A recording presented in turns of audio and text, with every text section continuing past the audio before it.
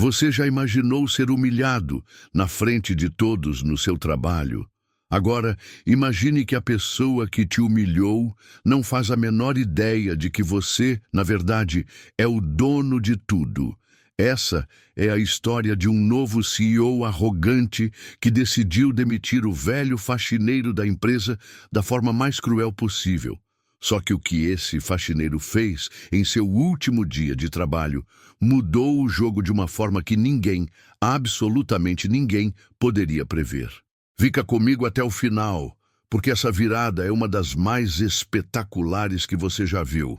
E se você curte histórias de vingança e justiça, já deixa o seu like e se inscreve, porque o que está por vir é pura adrenalina. A história começa em uma manhã de segunda-feira, no lobby de uma daquelas empresas gigantescas, com paredes de vidro e chão de mármore, que brilha tanto que parece um espelho. E é nesse cenário que a porta do elevador privativo se abre e de lá sai ele, Ricardo, o novo CEO. Os sapatos italianos caríssimos faziam um barulho seco e rápido a cada passo, um som que fazia os funcionários de baixo escalão se encolherem em suas mesas. Ele andava com o queixo erguido, o olhar focado no horizonte, como se as pessoas ao redor fossem meros obstáculos invisíveis em seu caminho para o poder. Seu terno de milhares de reais estava perfeitamente alinhado, sem um único vinco. E foi então que seu olhar de tubarão varreu o ambiente e travou em um único ponto, um alvo. No centro do saguão, perto do enorme emblema de latão da empresa fixado na parede, estava o Sr. Arthur. Com as costas curvadas por décadas de trabalho, ele polia o metal com um pano macio, um ritual que ele repetia todas as manhãs há 40 anos. Ricardo não viu um funcionário dedicado. Ele viu uma antiguidade, uma falha em sua visão de um futuro moderno e implacável. E foi aí que a coisa ficou feia. Ricardo franziu o nariz, o puro nojo estampado em seu rosto ao olhar para o carrinho de limpeza de Arthur. Era um modelo antigo, de metal e madeira, com um balde gasto e um esfregão que já tinha visto dias melhores. Para Ricardo, aquilo era uma vergonha, uma mancha em seu lobby perfeito. Ele continuou andando na direção de Arthur e, quando estava a poucos metros de distância, algo inacreditável aconteceu. Ele, que segurava uma pasta com alguns papéis, simplesmente afrouxou os dedos. Foi um ato deliberado, frio. Os papéis voaram e se espalharam pelo chão recém-encerado, caindo exatamente ao redor dos pés de Arthur. O silêncio tomou conta do pequeno núcleo de funcionários que presenciaram a cena. Ricardo parou. Ele não disse o nome de Arthur. Ele não pediu ajuda. Ele simplesmente estalou os dedos. Um som agudo, alto, humilhante, que cortou o ar do ambiente. Arthur se virou devagar, o corpo cansado reagindo ao som como um autômato. Seus olhos encontraram os de Ricardo. Então, o CEO fez um gesto ainda mais baixo. Ele apontou para os papéis espalhados no chão com a ponta de seu sapato de couro lustroso. A mensagem era clara e não precisava de palavras. Sem dizer nada, Arthur se apoiou nos joelhos que estalaram com o esforço e começou a se ajoelhar para recolher a bagunça. Cada folha que ele pegava parecia pesar uma tonelada. E enquanto Arthur estava ali, de quatro, vulnerável, Ricardo começou o show. Em voz alta, para que todos os funcionários próximos pudessem ouvir, ele começou a discursar. A imagem desta empresa é de modernidade, de eficiência. Não temos mais espaço para lentidão, para relíquias do passado que não acompanham nosso ritmo. Ele declarou, sua voz ecoando pelo saguão. Ele olhava para Arthur, mas suas palavras eram para todos. Um recado, uma ameaça. Os funcionários mais jovens, que antes observavam curiosos, agora desviavam o olhar. Eles mexiam em seus celulares, encaravam seus computadores, qualquer coisa para não participar daquela humilhação explícita. O constrangimento era palpável. Finalmente, Arthur conseguiu juntar todos os papéis. Ele se levantou com dificuldade, as juntas doendo, e estendeu a pilha de folhas para Ricardo. Ele não disse uma palavra. Sua expressão era um misto de cansaço e uma tristeza profunda, mas Ricardo ainda não havia terminado. Ele arrancou os papéis da mão de Arthur com uma violência contida, quase rasgando as folhas. E então, com um sorriso sarcástico, ele sussurrou para que apenas Arthur ouvisse. Precisa ser mais rápido, velhote. O tempo está correndo. E com essa última facada, ele se virou e marchou em direção ao seu elevador privativo, deixando Arthur parado, sozinho, no meio do saguão, com os ecos da humilhação ainda no ar. Arthur observou as portas de metal se fecharem, escondendo a figura de seu algoz. Ele soltou o ar lentamente e, em vez de ir embora, ele deu as costas para o elevador, caminhou de volta para o grande emblema de latão na parede e, com o mesmo pano de antes, voltou a poli-lo. Aquele pedaço de metal era um símbolo de tudo que a empresa já foi, e um lembrete silencioso do que ele não permitiria que ela se tornasse. Logo depois de deixar Arthur para trás, Ricardo atravessou o restante do saguão e entrou em seu elevador privativo. Assim que as portas de aço escovado se fecharam, a máscara de controle caiu. Ele afrouxou a gravata com um puxão violento e passou a mão pelo cabelo, irritado. O elevador subiu em silêncio até o último andar, a cobertura, onde ficava sua sala. A porta se abriu diretamente em um corredor suntuoso que levava ao seu escritório. Ele entrou em sua sala panorâmica, um verdadeiro aquário de vidro com vista para a cidade inteira, e bateu a porta com uma força que fez o vidro tremer. O som ecoou pelo andar vazio. Ele jogou sua pasta sobre a mesa de mogno de 10 metros de comprimento e caminhou direto para a enorme janela que dava vista para o lobby, lá embaixo. Seus olhos procuraram e encontraram a pequena figura de Arthur, ainda polindo o emblema, um ponto de movimento lento em seu mundo acelerado. Aquela imagem o enfureceu ainda mais. Ele se virou e apertou um botão em seu intercomunicador com o dedo indicador. A voz dele saiu como um tiro.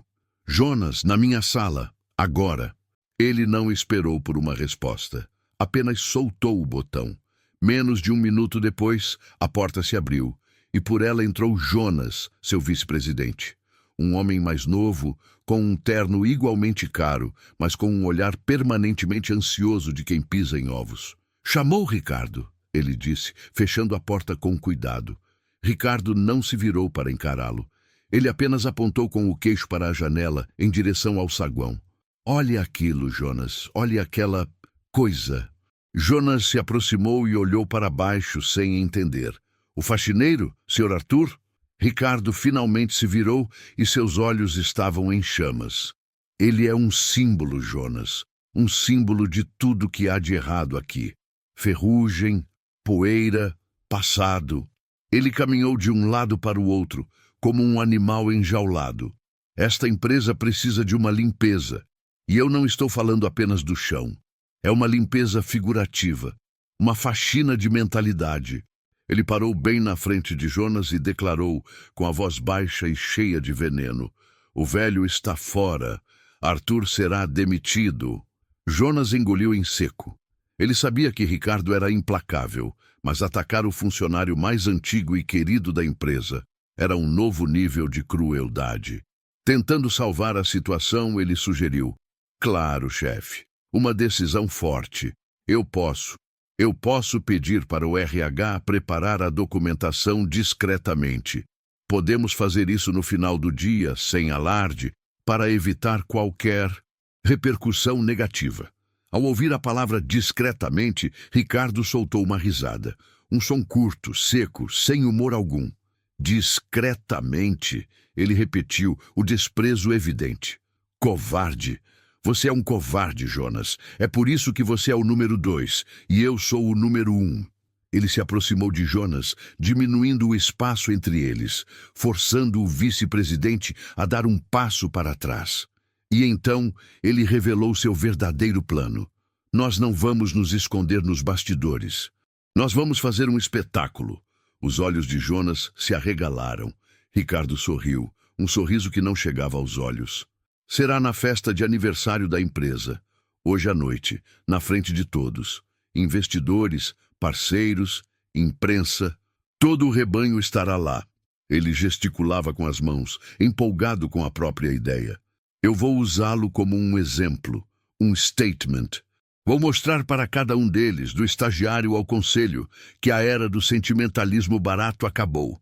O passado está morto, o futuro sou eu. Jonas estava pálido. Ele abriu a boca para argumentar, mas as palavras não saíram. Discutir com Ricardo naquele estado era suicídio corporativo. Ele apenas conseguiu balançar a cabeça, uma concordância forçada. Vendo a submissão de seu vice, o sorriso de Ricardo se alargou. Ótimo. Fico feliz que concorda. Ele deu um tapinha no ombro de Jonas, um gesto que era mais uma afirmação de domínio do que de camaradagem.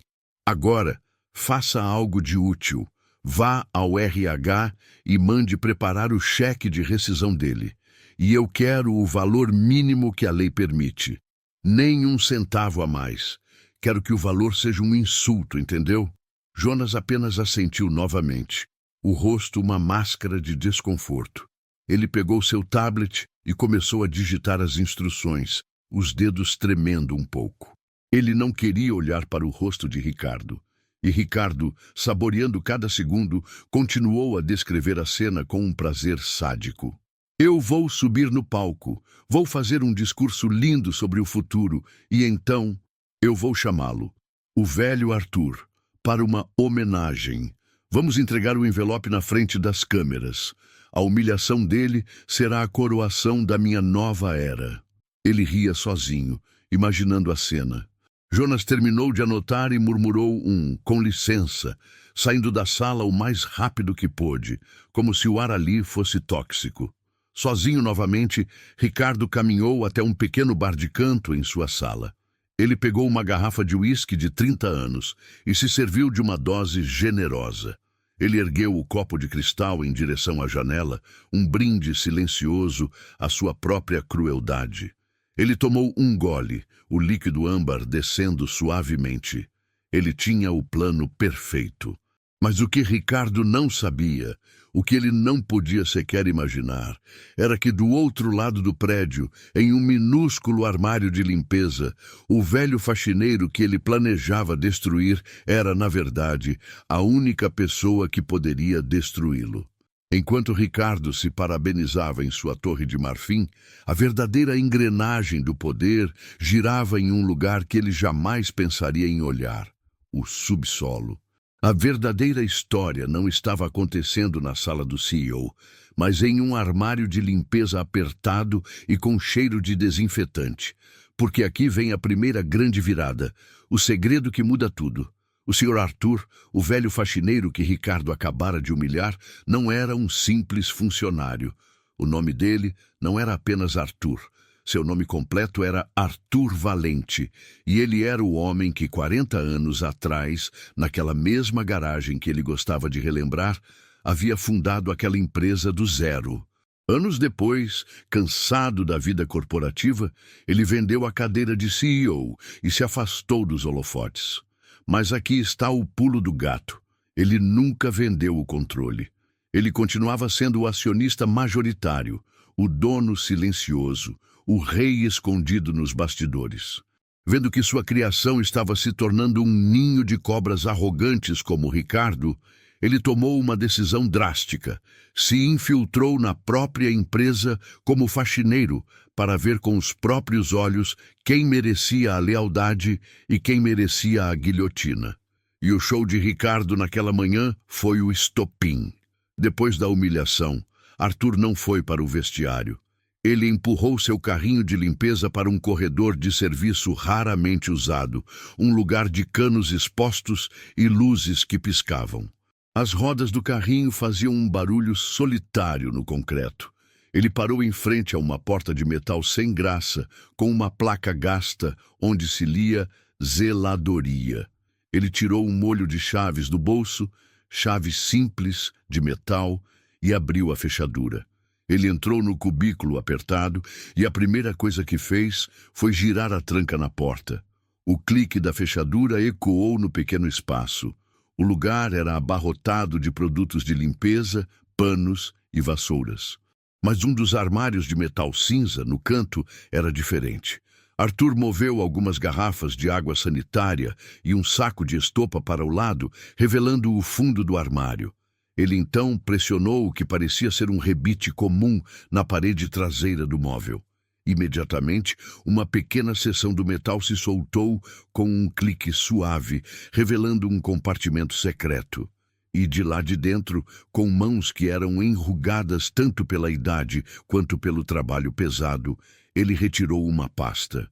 Não era uma pasta qualquer. Era uma maleta de couro escuro, impecavelmente conservada, com o primeiro logo da empresa gravado em ouro fosco. Um design que Ricardo, em sua arrogância, provavelmente já havia descartado como antiquado. Arthur colocou a pasta sobre um banquinho de madeira e abriu os fechos de latão. O cheiro de couro e papel antigo encheu o ar. Lá dentro repousavam os verdadeiros pilares daquela companhia. Ele tirou com cuidado o primeiro documento.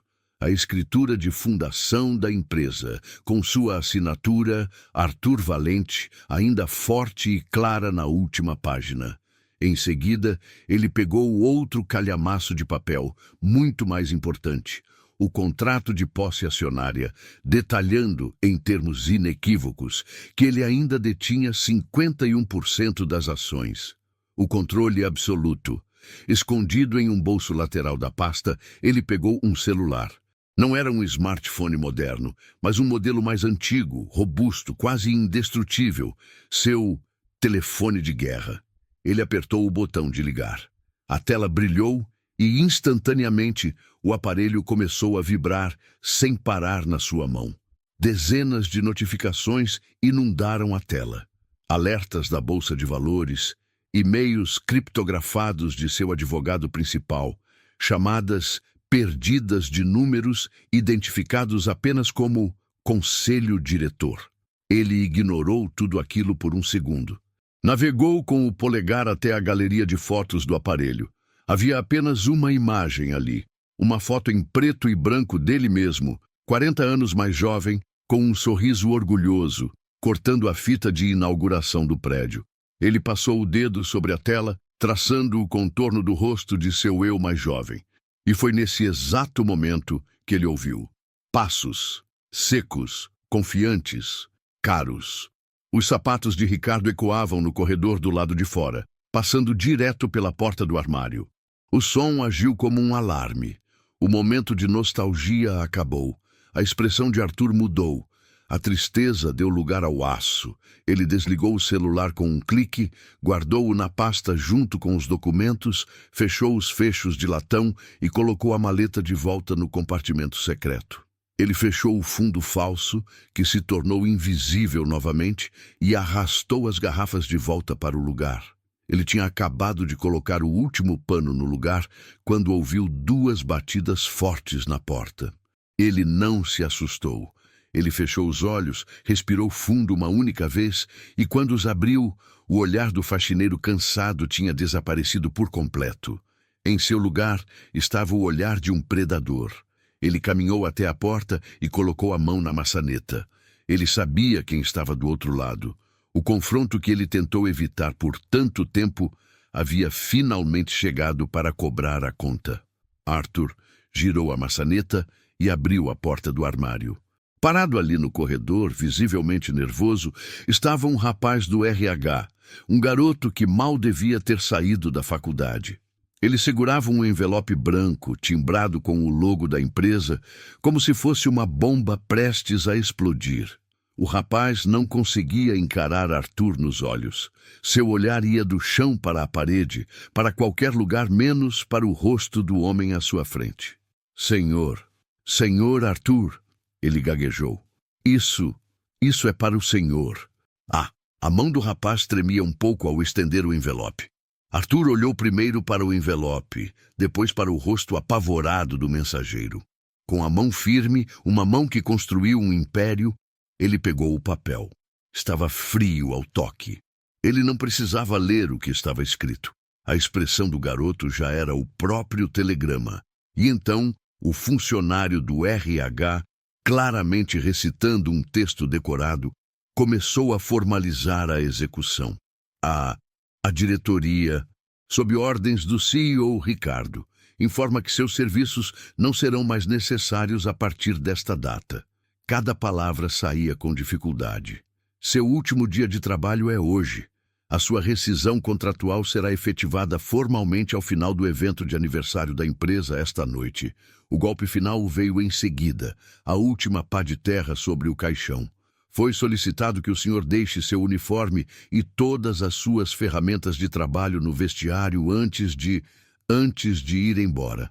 Dito isso, o rapaz deu um passo para trás, murmurou um com licença, quase inaudível, e praticamente fugiu pelo corredor, desaparecendo na primeira curva, desesperado para se afastar da cena do crime.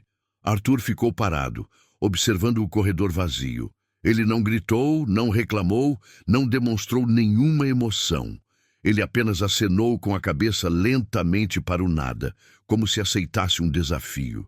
Ele então se virou e fechou a porta do armário novamente, buscando um último momento de privacidade naquele pequeno santuário. Apoiado na parede fria, ele enfiou o polegar sob a aba do envelope e o rasgou, sem nenhuma cerimônia. Ele desdobrou a única folha de papel que estava dentro. Seus olhos, acostumados a ler contratos multimilionários, agora passavam por cima do jargão corporativo frio e impessoal que oficializava o fim de uma era. Eram palavras que tentavam apagar 40 anos de história, e então seu olhar pousou no último parágrafo, onde estava detalhado o valor da sua gratificação de despedida. Era um número tão pequeno, tão irrisório, que era um claro e calculado insulto. E foi aí que aconteceu. Um sorriso. Um pequeno sorriso brotou no canto dos lábios de Arthur.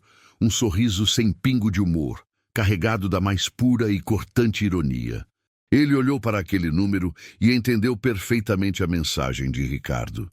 Sem desdobrar o papel, ele começou a amassá-lo lentamente em sua mão direita. Ele apertou com força até que a carta se tornou uma bola de papel compacta e enrugada. Ele então se virou, olhou para o saco de lixo preso ao seu carrinho de limpeza, mirou e arremessou. A bola de papel voou pelo pequeno espaço e caiu exatamente dentro do saco. Cesta. Ele calçou suas luvas de trabalho, pegou o velho esfregão e o balde e abriu a porta. Era hora de uma última ronda. Ele empurrou seu carrinho para fora e começou a caminhar pelos corredores. Mas não era um caminho qualquer.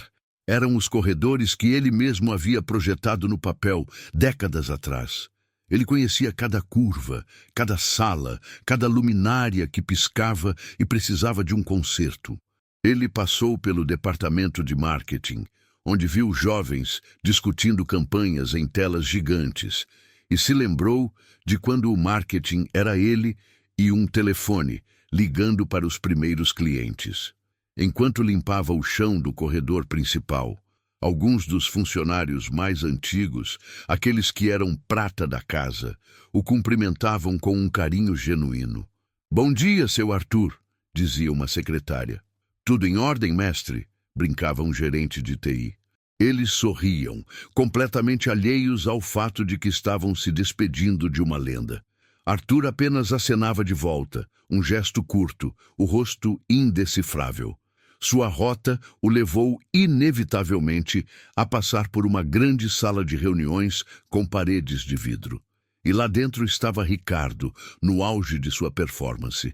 Ele gesticulava, ria alto, encantando um grupo de investidores engravatados. Ele estava vendendo o futuro da empresa, um futuro onde não havia espaço para Arthur. E então os olhos de Ricardo cruzaram o corredor e o viram ali, com seu esfregão. O sorriso de Ricardo se transformou em um esgar de desprezo. Discretamente, ele se inclinou e sussurrou algo para o investidor ao seu lado, apontando com a cabeça na direção de Arthur. O investidor olhou e então riu. Uma risada de deboche, de pena. Eles estavam rindo dele. Arthur viu tudo. A troca de olhares, o sussurro, a risada. Ele não vacilou. Não demonstrou raiva nem dor. Ele apenas abaixou a cabeça e continuou a passar o esfregão no chão. Metódico, firme, como se não tivesse visto nada. Ele passou em frente à sala de vidro e continuou seu caminho, deixando os homens de terno para trás com suas risadas. Ele terminou sua última rota, deixando os pisos da empresa que fundou brilhando como nunca. E então empurrou seu carrinho pela última vez, em direção ao vestiário dos funcionários. Ele estacionou o carrinho junto a uma parede. O faxineiro humilde havia terminado seu turno, mas Arthur Valente, o verdadeiro dono, estava apenas começando o seu. A verdadeira limpeza ia começar em poucas horas. Depois de se desfazer da carta de demissão, Arthur empurrou seu carrinho pela última vez até o vestiário dos funcionários, um lugar no subsolo do prédio com longos bancos de madeira e fileiras de armários de metal. O eco de seus passos era o único som no ambiente.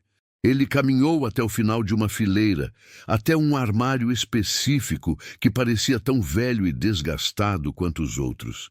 Mas a chave que ele tirou do bolso era diferente. Não era uma chave de armário comum. Era mais grossa, mais sólida. Ele a inseriu na fechadura e a girou. A porta se abriu com um rangido baixo. Lá dentro, pendurado em um cabide, estava seu uniforme de faxineiro, limpo e pronto para o dia seguinte. Um dia que para o faxineiro Arthur nunca chegaria. Ele ignorou o uniforme completamente. Em vez disso, se ajoelhou com o mesmo esforço de antes, mas desta vez com um propósito diferente. Ele enfiou a mão no fundo do armário, atrás de um par de botas velhas e um jornal amarelado, e de lá puxou uma pequena mala preta de estrutura rígida. Não era uma maleta de ferramentas, era algo muito mais refinado. Ele colocou a mala sobre o banco de madeira e, com um clique satisfatório, abriu os 2 fechos prateados. O que estava dentro contrastava violentamente com a humildade do vestiário. Dobrado com uma precisão militar, repousava um terno. Um terno de cor grafite, de um tecido que parecia beber a luz do ambiente. Um corte impecável, feito sob medida, uma peça que, sozinha, valia mais do que o salário anual de Ricardo. Sem perder tempo, Arthur enfiou a mão no bolso de sua calça de trabalho e pescou o celular antigo, o seu telefone de batalha. Ele o ligou. A tela brilhou com as notificações pendentes. Ele as ignorou. Seu polegar se moveu com velocidade e precisão para a lista de contatos. Havia apenas 3 nomes ali. Ele selecionou o primeiro, Dr. Almeida. Ele apertou o botão de chamar e levou o aparelho ao ouvido. O telefone tocou uma única vez antes de ser atendido. Arthur não disse alô. Sua voz, quando falou, era irreconhecível. Tinha perdido toda a fragilidade. Era baixa, firme e carregada de uma autoridade absoluta. Henrique é o Arthur, ele disse. Execute o protocolo Tempestade Silenciosa. Esteja no evento em 40 minutos. Ele não esperou por uma confirmação. Não precisava. Assim que a ordem foi dada, ele encerrou a chamada. E a quilômetros dali, em uma sala de reuniões no topo de um arranha-céu, no centro financeiro, um advogado de cabelos grisalhos e terno risca de giz, doutor, Henrique Almeida, olhou para o seu celular, se levantou no meio de uma negociação de fusão bilionária e disse aos outros 10 executivos na mesa: Senhores, peço licença, um assunto inadiável acaba de surgir. Ele saiu da sala sem dar mais nenhuma explicação, deixando um rastro de confusão e pânico. De volta ao vestiário, o espetáculo da transformação começou. Arthur tirou seu macacão de trabalho suado e o jogou no banco. Ele começou a se vestir com uma calma assustadora. Primeiro a camisa social, branca como a neve. Depois, a calça do terno que caiu perfeitamente em sua cintura. Ele calçou sapatos de couro preto que brilhavam mesmo na luz fraca do vestiário. Por fim, o paletó, que se assentou em seus ombros como uma armadura. Ele ajustou a gravata de seda com um nó perfeito, as mãos firmes, sem um único tremor. De dentro de uma pequena bolsa de veludo que estava na mala, ele retirou o toque final. Um pequeno broche de lapela, feito de ouro maciço, com o design do primeiro logo da empresa. Um símbolo que 99% dos funcionários atuais não reconheceriam, mas que para os veteranos e para o conselho era como a assinatura do rei. Ele o afixou na lapela do terno. E então ele se virou e se encarou no espelho comprido e manchado na parede do vestiário. A imagem que o olhou de volta era a de outro homem. O corpo curvado do faxineiro tinha se endireitado. Os ombros caídos agora estavam eretos. O olhar cansado tinha sido substituído por olhos de aço, frios, focados e perigosos.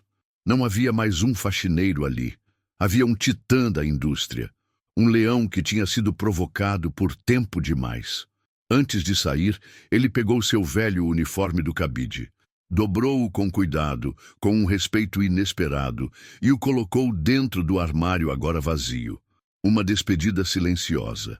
Ao fechar a porta do armário, ele ouviu um som grave, pulsante, que vazava pelas paredes. A música da festa. O circo de Ricardo estava começando. Arthur pegou a pequena mala, agora contendo apenas suas roupas de trabalho, e saiu do vestiário. Seus sapatos caros faziam um som de poder no chão de cimento. Ele não pegou a saída de serviço. Ele subiu a escada principal em direção ao salão de festas. Um segurança na porta o viu chegar. Viu o terno, a postura, a expressão determinada. Sem hesitar, o segurança abriu a porta de vidro para ele com um aceno de cabeça respeitoso. "Boa noite, senhor." Arthur entrou no covil do inimigo, não como um funcionário demitido, mas como um convidado de honra que ninguém esperava. O predador estava dentro de casa. O salão principal da empresa havia sido transformado. Onde antes havia mesas de trabalho e o som de teclados, agora havia um mar de gente elegante, vestidos de grife e smokings caríssimos. Garçons com bandejas de prata deslizavam pela multidão, oferecendo taças de champanhe que borbulhavam sob a luz de lustres de cristal. O som era um zumbido constante de conversas, risadas e o tilintar de taças. No canto, um batalhão de jornalistas e fotógrafos registrava tudo. Era o auge do poder corporativo. E no centro de tudo, em um palco montado especialmente para a ocasião, estava Ricardo.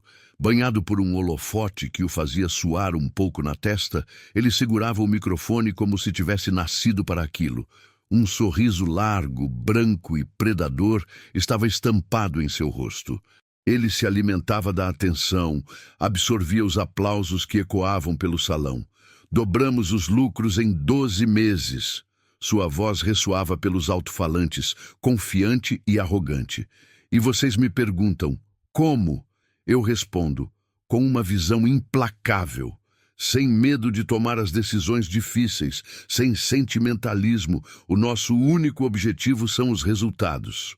Ele socou o ar para enfatizar a palavra resultados. E um gráfico gigantesco atrás dele mostrou uma seta subindo vertiginosamente para o delírio dos investidores na primeira fila. Muitos antes de mim falharam porque eram fracos. Eles não tinham a coragem de cortar o que não funcionava. Eu tive. Os números não mentem, senhoras e senhores. Ele se gabava, tomando para si todo o crédito, apagando décadas de história com suas palavras. Então, ele se inclinou para mais perto do microfone, e sua voz se tornou mais baixa, mais íntima, como se contasse um segredo a centenas de pessoas. "E eu garanto a vocês, este é apenas o começo. Para que o nosso futuro seja ainda mais lucrativo, vamos continuar a podar os galhos secos. Vamos remover as peças enferrujadas que nos prendem a um passado que não nos serve mais." Era uma ameaça velada, uma promessa de mais expurgos. E a plateia, intoxicada pelo cheiro de dinheiro, aplaudiu ainda mais forte. E foi no meio dessa onda de aplausos que Arthur Valente entrou no salão. Ele não usou a porta de serviço.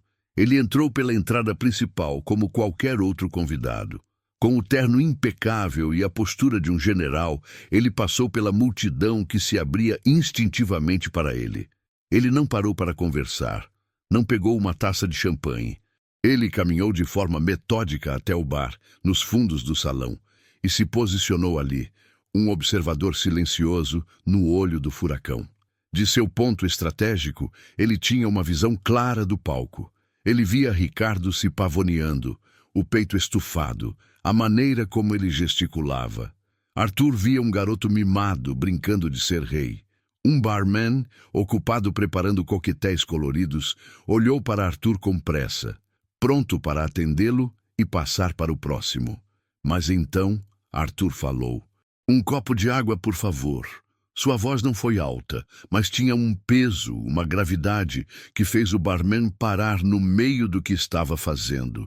Ele olhou para Arthur de verdade pela primeira vez, e sem dizer uma palavra, pegou um copo limpo e o encheu com água gelada, entregando-o com um respeito que ele mesmo não entendeu por quê. Perto do bar, dois executivos mais velhos, diretores que estavam na empresa há décadas, olharam para Arthur. Eles franziram a testa. Havia algo naquele homem. Uma familiaridade na sua postura, no seu olhar, mas a mente deles não conseguia fazer a conexão.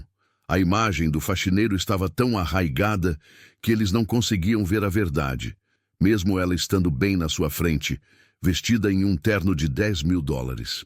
No palco, Ricardo levantou as mãos. "Obrigado, obrigado." A plateia se acalmou. E agora, para provar que o futuro já começou, eu tenho uma pequena surpresa. Uma apresentação especial antes de fazermos o nosso grande brinde. A curiosidade tomou conta do salão. Ricardo se virou para a equipe técnica. "Luz na entrada de serviço, por favor.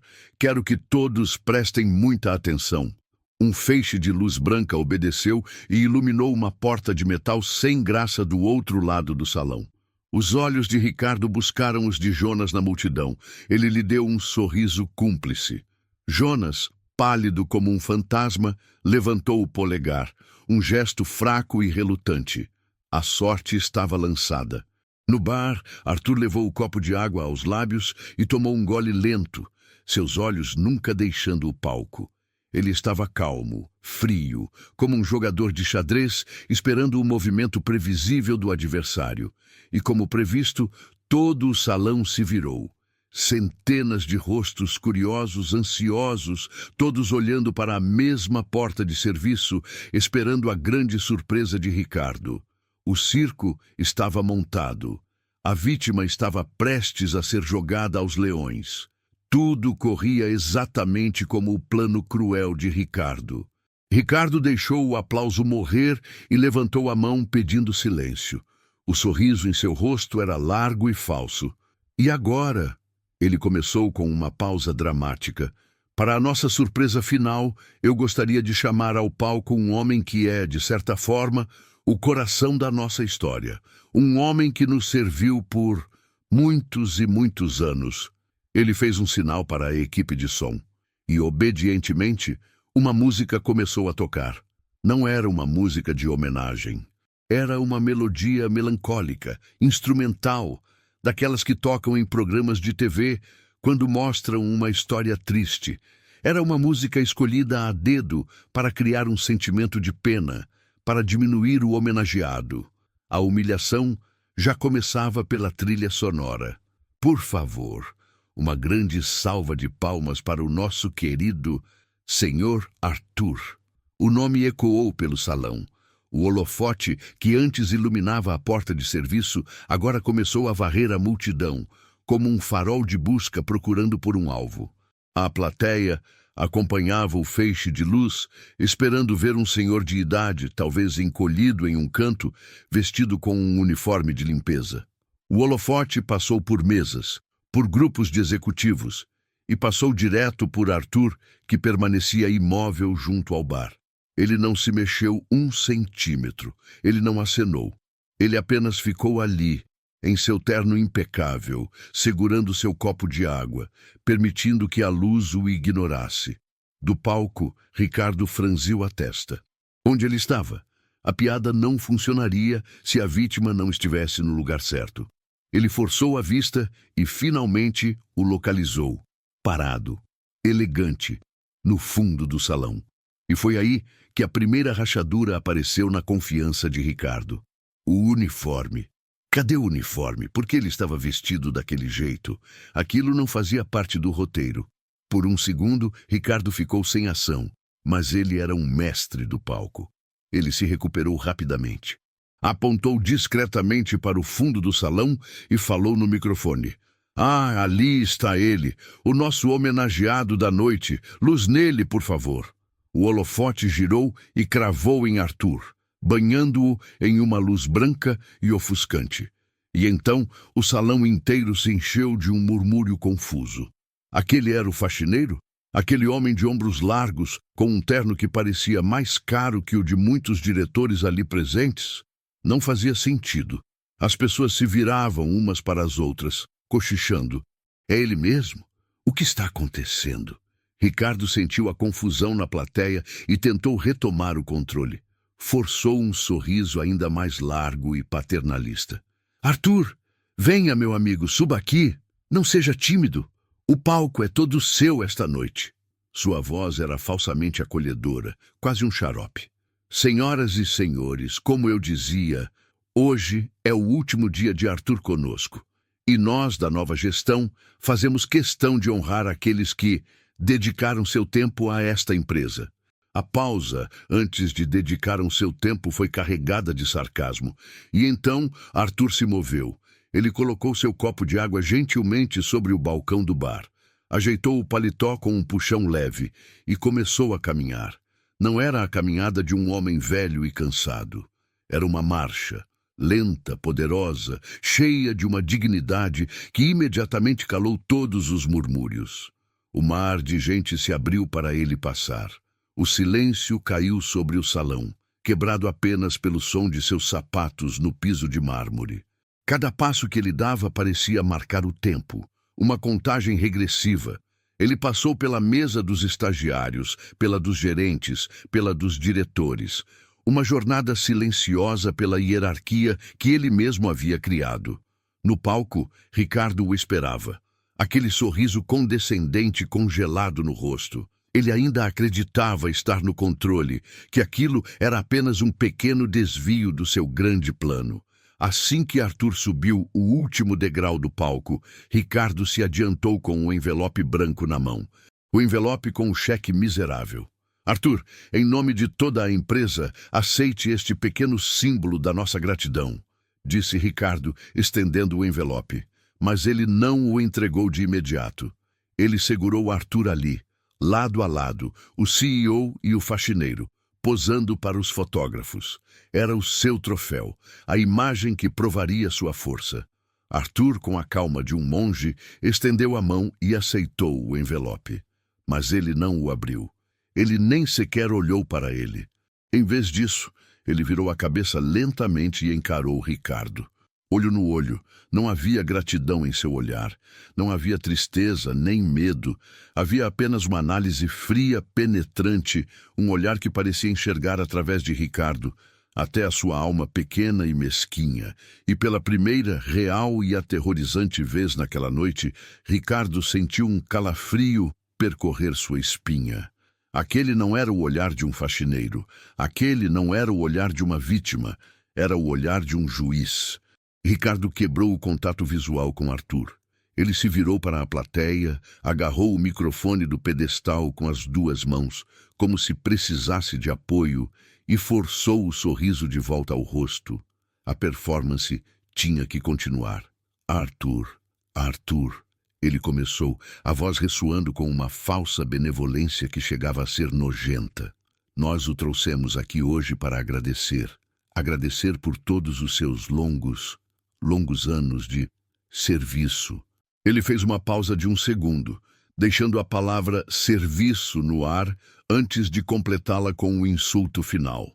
Anos de limpeza. A frase foi dita com uma doçura venenosa. Alguns dos funcionários mais novos da laia de Ricardo soltaram risadinhas. Ele se sentiu encorajado e continuou. Como todos sabem, esta empresa está em uma nova era. Uma era de disrupção, de resultados, de sangue novo. Ele gritou essa parte, olhando para os jovens talentos que ele mesmo contratou. Não podemos mais nos dar ao luxo de carregar o peso do passado. Precisamos de energia moderna para vencer.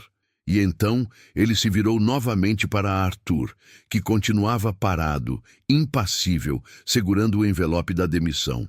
E você, Arthur, é um símbolo de uma era que, sejamos honestos, ficou para trás. Uma era que precisa, com todo o respeito do mundo, dar lugar ao progresso.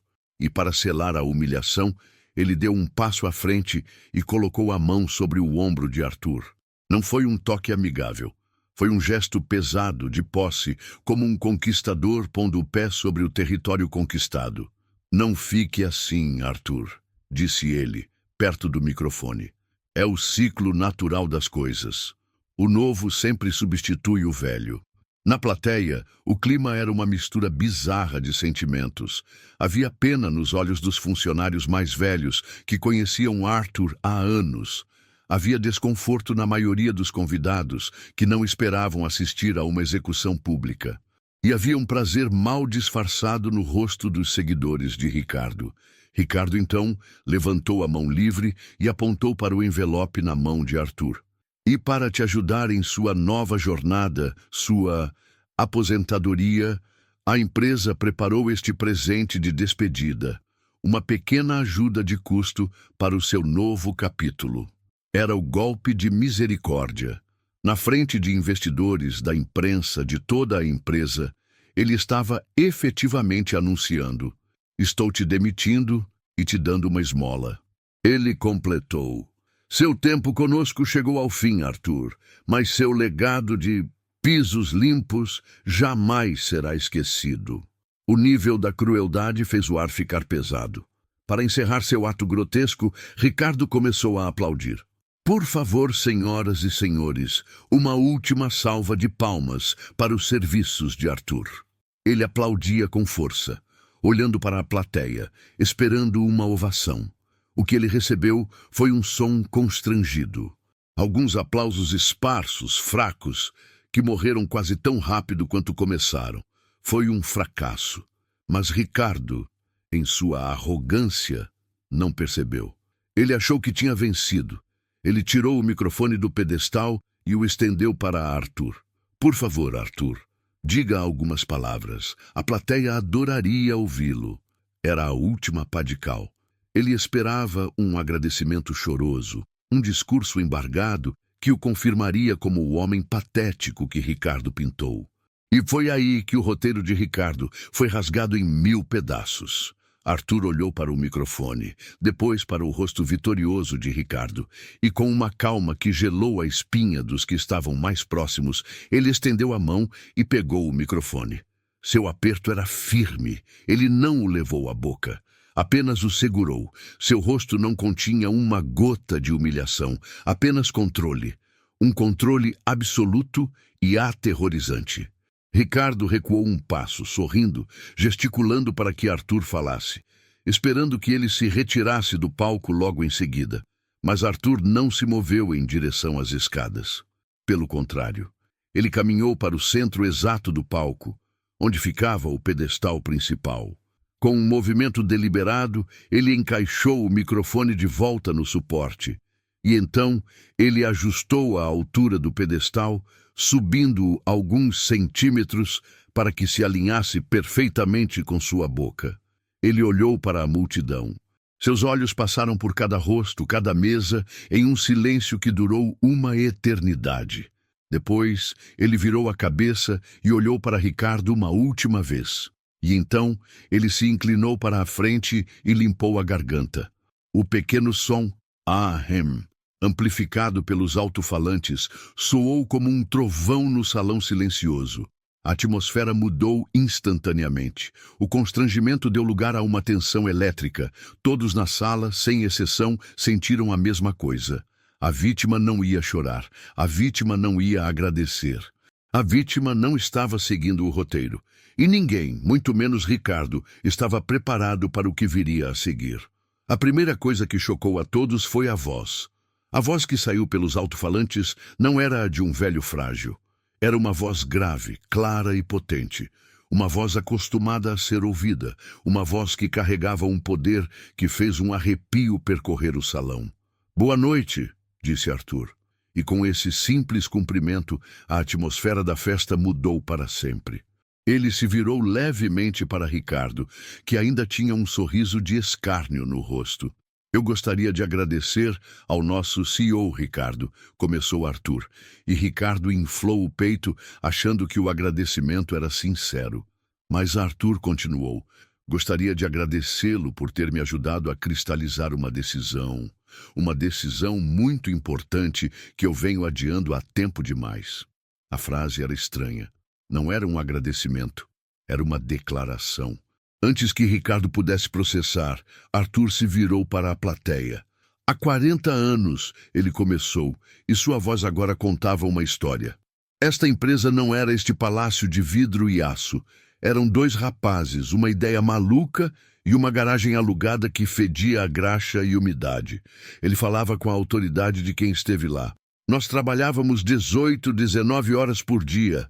Nosso primeiro produto foi um desastre, o segundo, um fracasso total. Mas nós não desistimos. Porque o nosso sonho não era só fazer dinheiro, era construir algo que durasse, algo com alma, com valores." A paixão em sua voz era hipnotizante. A essa altura, o sorriso de Ricardo já tinha desaparecido, substituído por uma expressão de pura confusão e irritação. O que era aquilo? Que teatrinho era aquele? Ele deu um passo à frente, abrindo a boca para interromper. "Arthur, já chega. Eu acho que..." Mas a sua voz morreu. Ninguém, absolutamente ninguém, estava olhando para ele. Cada par de olhos no salão estava cravado em Arthur. Na primeira fila, a mudança foi visível. Diretores mais velhos, homens de cabelos brancos que estavam no conselho há décadas, começaram a se entreolhar. Seus olhos se arregalaram. As engrenagens em suas mentes giravam freneticamente. Eles conheciam aquela história. Eram as palavras do fundador, a lenda que eles contavam aos novatos. Eles olharam de volta para Arthur, mas desta vez eles não viram o faxineiro. Eles viram um fantasma. Arthur levantou a mão e apontou para o gigantesco emblema de latão na parede do fundo. Aquele emblema ali, eu o desenhei em um guardanapo de papel, numa lanchonete, às 3 da manhã, depois de quase perdermos tudo. Ele então abaixou a mão e tocou o pequeno broche de ouro em sua lapela. "Assim como este, o nosso primeiro logo, o símbolo de uma promessa." Ele fez uma pausa. O silêncio era tão absoluto que se podia ouvir o gelo tilintando nos copos. Ele varreu o salão com um olhar, de um lado ao outro. E então ele soltou a bomba. Para aqueles que são novos demais para se lembrar, e para aqueles que, pelo visto, se esqueceram, meu nome é Arthur Valente, e eu fundei esta empresa. O som que percorreu o salão foi como o de uma onda quebrando. Um suspiro coletivo, um grito abafado, o som de centenas de pessoas tentando entender o que acabaram de ouvir. Celulares que antes estavam nos bolsos, agora estavam no ar, todos gravando. E nesse exato momento, como se fosse uma cena de filme perfeitamente ensaiada, as portas principais do salão se abriram com força. 3 homens de terno escuro entraram. Eles não caminhavam, eles marchavam. O homem no centro era o Dr. Henrique Almeida, o advogado mais temido e respeitado do meio corporativo, o homem que sussurrava nos ouvidos dos reis. Ao seu lado, 2 dos mais poderosos membros do conselho diretor. Ricardo, cujo rosto agora era uma máscara de pânico, se virou para eles, esperando que tivessem vindo para salvá-lo. Mas eles passaram direto por Ricardo, como se ele fosse uma peça de mobília. Eles subiram os degraus do palco e se posicionaram não ao lado, mas um passo atrás de Arthur. Uma muralha. A guarda real se apresentando ao rei. A ficha de Ricardo caiu. E a queda foi feia. Seu cérebro finalmente conectou todos os pontos: o faxineiro, o discurso, os nomes, a chegada dos advogados. Não era uma piada. Era um golpe de estado, e ele era o alvo. O sangue sumiu de seu rosto, que ficou branco como papel. O pânico puro tomou conta de seus olhos. Arthur, que ainda segurava o envelope com o cheque da demissão, ergueu-o lentamente. Ele olhou diretamente nos olhos apavorados de Ricardo, e com a voz fria como o Ártico, mas amplificada para que todos ouvissem, ele disse: Ricardo, acho que há um pequeno engano neste seu presente. Ele aproximou o envelope do microfone. Veja bem, você não pode demitir o seu chefe. E ali, na frente de todos, com os olhos fixos nos de Ricardo, ele rasgou o envelope ao meio. Devagar, o som do papel se partindo ecoou pelo salão silencioso como um tiro. Era o som do império de Ricardo sendo rasgado em dois. O som do papel sendo rasgado, amplificado pelo microfone, foi a única coisa que se ouviu por 2 segundos inteiros. Um som pequeno, mas que teve o efeito de uma explosão nuclear no meio do salão. Ricardo recuou como se tivesse levado um soco, e então o inferno desabou sobre ele. O rosto de Ricardo se transformou em uma coisa horrível de se ver. A cor sumiu completamente, deixando a pele com um tom pálido e doentio. A mandíbula caiu, literalmente. A boca ficou aberta em um ó de puro horror. Os olhos, antes cheios de arrogância, agora estavam vidrados, fixos em Arthur, sem piscar. Uma gota de suor escorreu de sua testa e desceu pelo seu rosto, mas ele nem percebeu. Ele parecia um homem que tinha acabado de ver o próprio fantasma. Na primeira fila, os mesmos investidores que riam das piadas de Ricardo se levantaram de um só pulo, não para aplaudir, mas por puro choque, as mãos na boca, os olhos arregalados, finalmente entendendo a magnitude do erro que cometeram ao apostar naquele homem. E foi um diretor veterano, um dos que olhavam para Arthur com confusão minutos antes, que quebrou o feitiço do silêncio. A ficha dele caiu. Ele apontou um dedo trêmulo para o palco, e sua voz, embargada pela emoção, gritou para que todos ouvissem: Arthur, meu Deus, Arthur, é você mesmo! Aquele grito foi o estopim. O salão, antes silencioso, explodiu em um caos de som. Não é possível. É o Valente. Ele esteve aqui o tempo todo como faxineiro.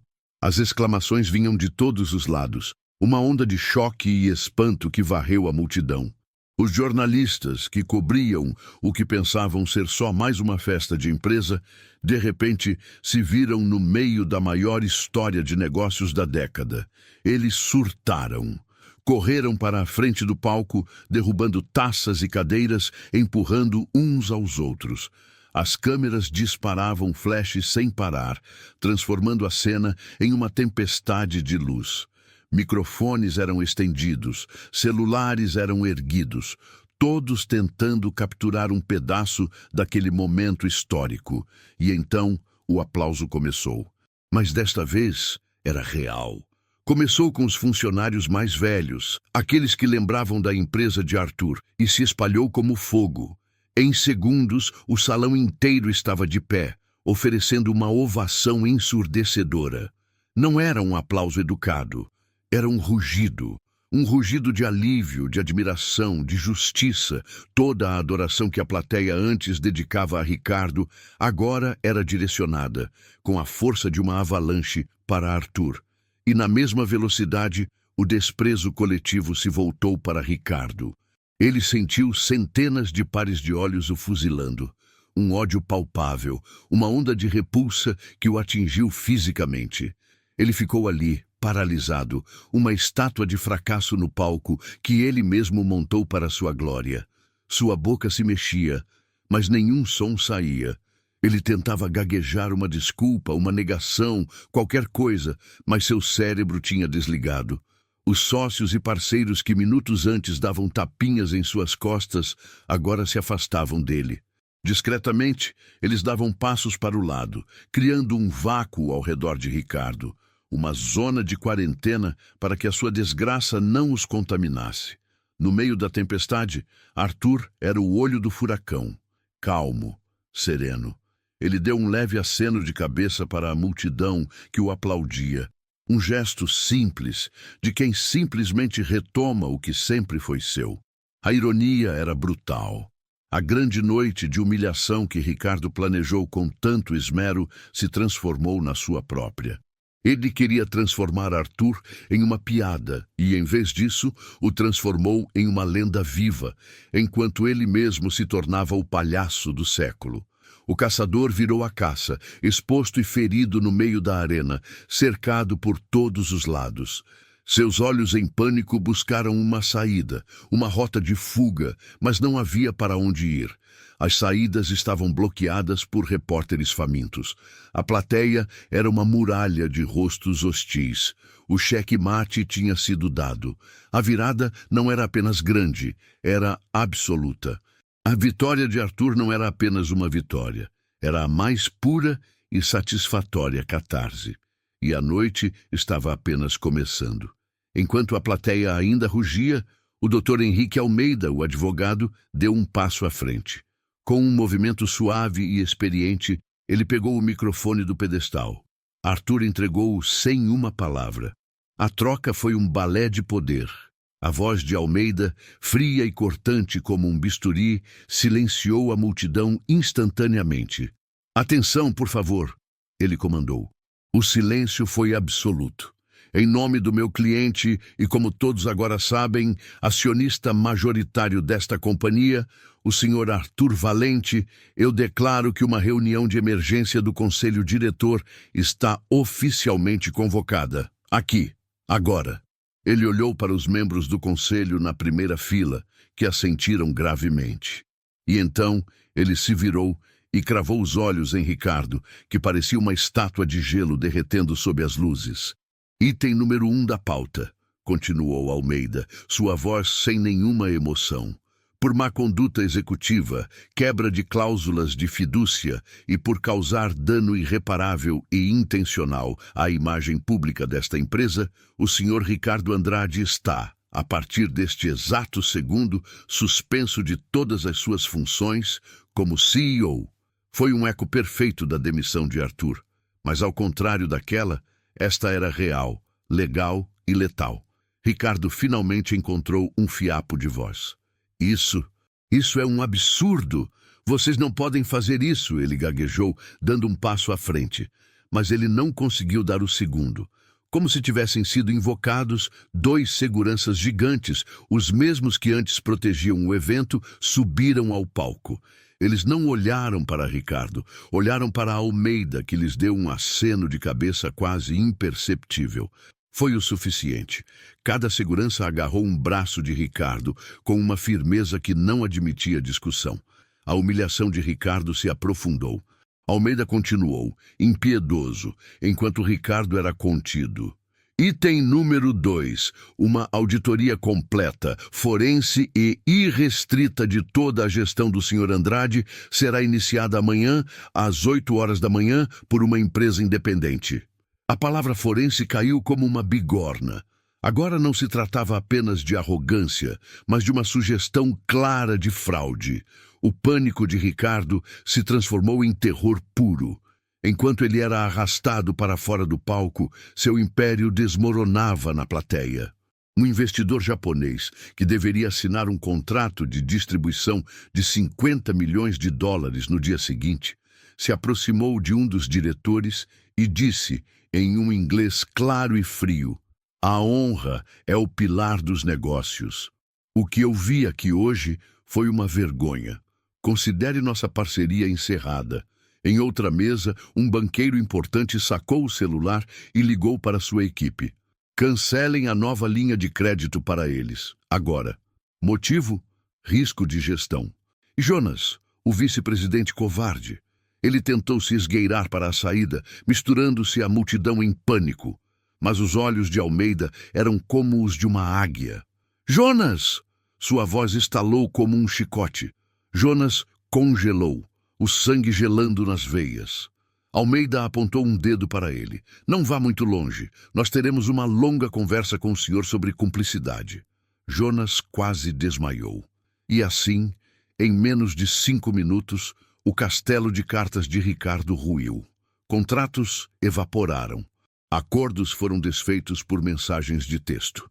Repórteres digitavam freneticamente em seus laptops, com manchetes que destruiriam a reputação de Ricardo para sempre. E Arthur? Ele observava tudo do palco, em silêncio.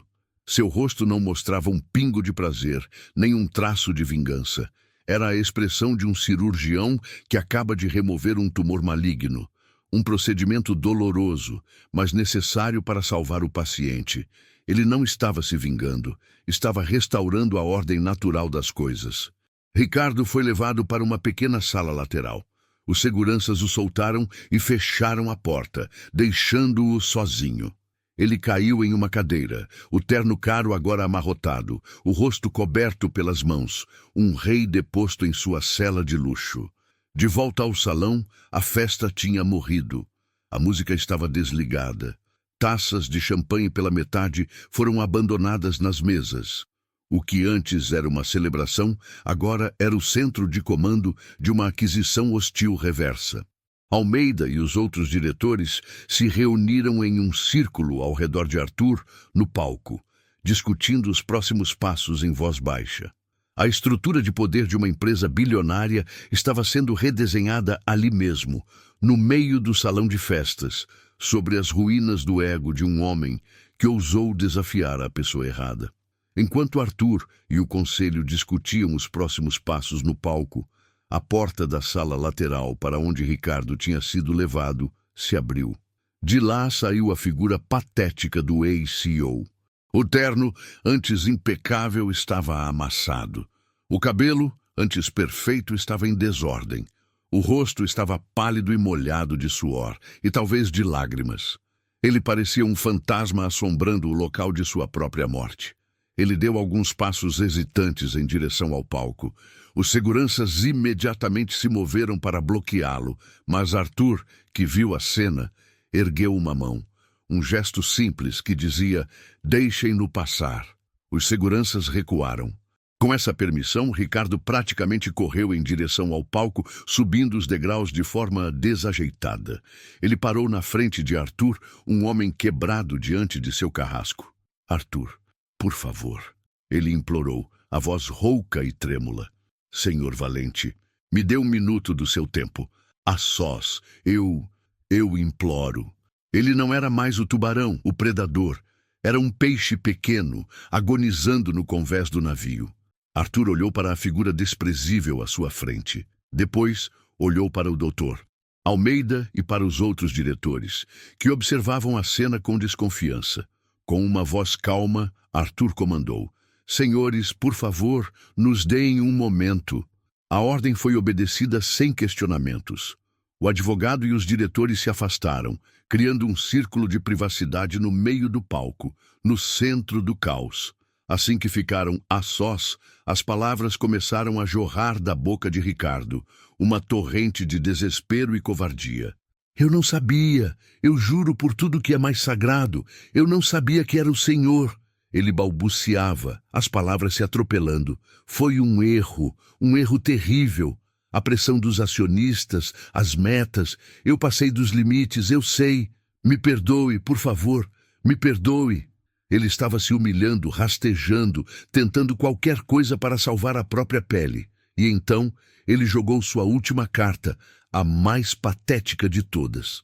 O meu pai sempre falou do Senhor. Ele te admirava, te respeitava. Pela memória dele, Arthur, reconsidere. Ele tentou usar o nome do próprio pai, um homem que Arthur respeitava, como um escudo para sua própria canalice. E o que Arthur fez durante todo esse discurso desesperado? Nada. Absolutamente nada. Ele ficou parado, as mãos cruzadas elegantemente atrás das costas, o rosto impassível, e deixou Ricardo falar. Deixou que ele se afogasse em suas próprias desculpas esfarrapadas. O silêncio de Arthur era mais intimidador do que qualquer grito. Quando Ricardo finalmente ficou sem fôlego e sem desculpas, ele parou, ofegante, esperando uma resposta, uma migalha de perdão. qualquer coisa. O silêncio se estendeu por 5 longos e torturantes segundos. Então, Arthur fez seu primeiro movimento.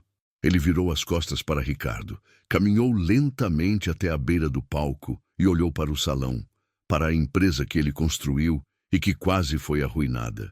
Então, ele se virou de volta para Ricardo e sua voz saiu fria, calma e precisa, como o corte de um diamante. Você não me traiu, Ricardo. Ricardo sentiu uma faísca de esperança que foi imediatamente extinta pela continuação da frase. Você traiu os valores sobre os quais esta empresa foi construída. Não era uma acusação pessoal, era um veredito corporativo. Era a declaração de que Ricardo não era apenas um homem mau, era um mau negócio. No rosto de Arthur não havia raiva. Havia algo muito pior. Uma indiferença profunda, total e irrevogável. Ricardo não era importante o suficiente para ser odiado. E então veio o golpe final sem nenhuma palavra. Arthur simplesmente se virou de novo e começou a caminhar em direção ao seu conselho, sinalizando que a conversa e a existência de Ricardo haviam terminado para ele. Mas, tentou Ricardo, dando um passo para segui-lo. Sem sequer olhar para trás, Arthur apenas levantou a mão direita, um gesto curto, seco, que significava pare. Acabou. Ele se juntou aos outros diretores e imediatamente começou a discutir o plano para o dia seguinte, como se Ricardo fosse um fantasma que só ele não via. Ricardo ficou ali, sozinho, no meio do palco gigantesco. A rejeição silenciosa, a indiferença total, foi a punição mais devastadora de todas. Ele não foi apenas derrotado, ele foi apagado. Enquanto Arthur e o conselho discutiam os próximos passos no palco, a porta da sala lateral para onde Ricardo tinha sido levado se abriu. De lá saiu a figura patética do ex-CEO. O terno, antes impecável, estava amassado. O cabelo, antes perfeito, estava em desordem. O rosto estava pálido e molhado de suor, e talvez de lágrimas.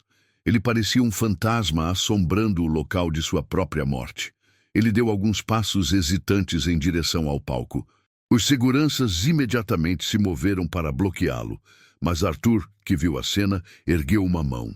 Um gesto simples que dizia, deixem-no passar. Os seguranças recuaram. Com essa permissão, Ricardo praticamente correu em direção ao palco, subindo os degraus de forma desajeitada. Ele parou na frente de Arthur, um homem quebrado diante de seu carrasco. Arthur, por favor, ele implorou, a voz rouca e trêmula. Senhor valente, me dê 1 minuto do seu tempo. A sós, eu imploro. Ele não era mais o tubarão, o predador. Era um peixe pequeno, agonizando no convés do navio. Arthur olhou para a figura desprezível à sua frente. Depois olhou para o Dr. Almeida e para os outros diretores que observavam a cena com desconfiança. Com uma voz calma, Arthur comandou: Senhores, por favor, nos deem um momento. A ordem foi obedecida sem questionamentos. O advogado e os diretores se afastaram, criando um círculo de privacidade no meio do palco, no centro do caos. Assim que ficaram a sós, as palavras começaram a jorrar da boca de Ricardo, uma torrente de desespero e covardia. Eu não sabia, eu juro por tudo que é mais sagrado, eu não sabia que era o Senhor. Ele balbuciava, as palavras se atropelando. Foi um erro terrível. A pressão dos acionistas, as metas, eu passei dos limites, eu sei. Me perdoe, por favor, me perdoe. Ele estava se humilhando, rastejando, tentando qualquer coisa para salvar a própria pele. Então ele jogou sua última carta, a mais patética de todas. O meu pai sempre falou do Senhor. Ele te admirava, te respeitava. Pela memória dele, Arthur, reconsidere. Ele tentou usar o nome do próprio pai, um homem que Arthur respeitava, como um escudo para sua própria canalice. E o que Arthur fez durante todo esse discurso desesperado? Nada. Absolutamente nada. Ele ficou parado, as mãos cruzadas elegantemente atrás das costas, o rosto impassível, e deixou Ricardo falar. Deixou que ele se afogasse em suas próprias desculpas esfarrapadas.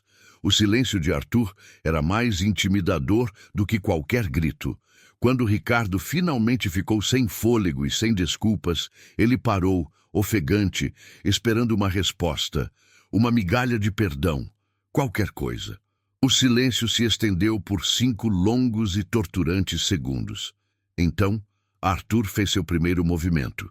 Ele virou as costas para Ricardo.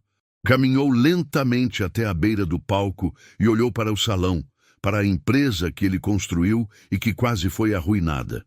Então, ele se virou de volta para Ricardo, e sua voz saiu fria, calma e precisa, como o corte de um diamante.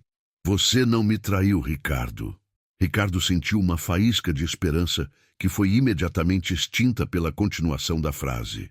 Você traiu os valores sobre os quais esta empresa foi construída. Não era uma acusação pessoal, era um veredito corporativo. Era a declaração de que Ricardo não era apenas um homem mau, era um mau negócio. No rosto de Arthur não havia raiva, havia algo muito pior. Uma indiferença profunda, total e irrevogável. Ricardo não era importante o suficiente para ser odiado. E então veio o golpe final, sem nenhuma palavra. Arthur simplesmente se virou de novo e começou a caminhar em direção ao seu conselho, sinalizando que a conversa e a existência de Ricardo haviam terminado para ele. Mas, tentou Ricardo dando um passo para segui-lo. Sem sequer olhar para trás, Arthur apenas levantou a mão direita, um gesto curto, seco, que significava pare, acabou. Ele se juntou aos outros diretores e imediatamente começou a discutir o plano para o dia seguinte, como se Ricardo fosse um fantasma que só ele não via. Ricardo ficou ali, sozinho no meio do palco gigantesco. A rejeição silenciosa, a indiferença total, foi a punição mais devastadora de todas. Ele não foi apenas derrotado, ele foi apagado. Com Ricardo reduzido a um fantasma no palco, Arthur se virou e se tornou mais uma vez o centro do universo daquela empresa. Ele gesticulou para que os membros do conselho e alguns gerentes sêniores de sua confiança se reunissem em um círculo ali mesmo, no palco. A festa tinha acabado. A reconstrução havia começado. Com uma voz que não deixava espaço para dúvidas, ele fez seu primeiro decreto. A partir de amanhã, às 8 da manhã, eu reassumo meu posto como presidente do conselho administrativo desta companhia. Não foi uma sugestão, foi uma declaração de fato. Ele então olhou para um dos diretores mais velhos, um homem chamado Roberto, conhecido por sua integridade e que assistiu horrorizado à humilhação de Arthur. Roberto, disse Arthur, colocando a mão em seu ombro, você será o nosso CEO interino. Confio em você para estabilizar o navio e nos guiar por esta tempestade. Roberto, chocado e honrado, apenas conseguiu assentir com a cabeça, a gravidade da missão estampada em seu rosto. A essa altura, a imprensa estava em um frenesi. Dr. Almeida, percebendo a oportunidade, os organizou e Arthur se aproximou do microfone pela última vez naquela noite. Ele não precisou de notas. Suas palavras vieram do coração. Esta empresa foi fundada sobre 3 pilares: respeito pelas pessoas, paixão pela inovação e integridade inabalável. Hoje à noite, ficou claro que nós nos perdemos. Amanhã, nós começamos a nossa longa jornada de volta para casa. Ele fez uma pausa, olhando para os funcionários que o ouviam com lágrimas nos olhos.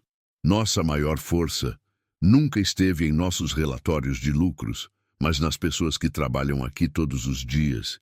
E eu prometo a cada um de vocês, a cultura do medo e do desrespeito acabou hoje. Nesse momento, um CEO rival, um abutre sentindo o cheiro de caos, conseguiu furar o bloqueio e se aproximar de Arthur. Arthur, que noite! Que tal falarmos de negócios? Minha empresa pode comprar tudo, resolver todos esses problemas para você. Arthur olhou para o homem, um leve sorriso de ironia nos lábios, e respondeu com uma simplicidade mortal. Esta empresa não está e nunca estará à venda. E lhe deu as costas. Ele voltou ao microfone para um último anúncio que selaria sua nova era. E para que não restem dúvidas de que nossas ações seguirão nossas palavras, a política de corte de bônus implementada pela gestão anterior está cancelada.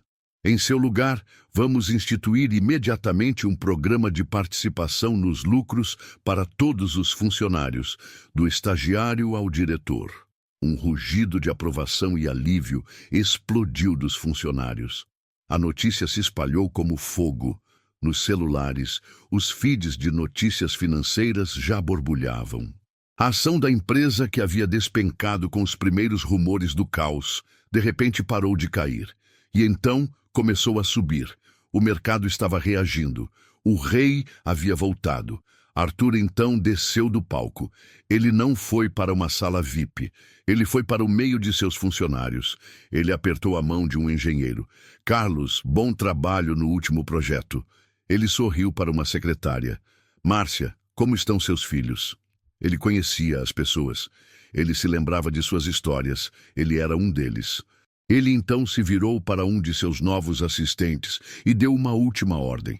Por favor, encontrem o meu carrinho de limpeza. Amanhã eu o quero em um lugar de destaque no nosso lobby. Ele se virou para um repórter que ouviu a ordem e explicou. Ele servirá como um lembrete constante, um lembrete de que nenhum trabalho é pequeno demais e que nesta empresa ninguém nunca mais será invisível. E enquanto Arthur era celebrado como um herói, a câmera nos mostra uma última imagem de Ricardo. Ele finalmente saiu pela porta dos fundos do prédio, sozinho. Ele emergiu em um beco escuro e sujo, enquanto uma chuva fina começava a cair. Sem carro, sem motorista, sem poder. Apenas ele e as latas de lixo. A cena final corta de volta para o salão para Arthur, cercado por rostos esperançosos. Ele não era mais o faxineiro, nem apenas o dono bilionário. Ele era o guardião de um legado. Ele se virou e caminhou em direção à saída, não para ir para casa descansar, mas para começar a trabalhar. Ele deixou para trás o caos, a festa e a memória de Ricardo, que a partir daquela noite não passaria de uma nota de rodapé vergonhosa na longa história da empresa que Arthur Valente construiu.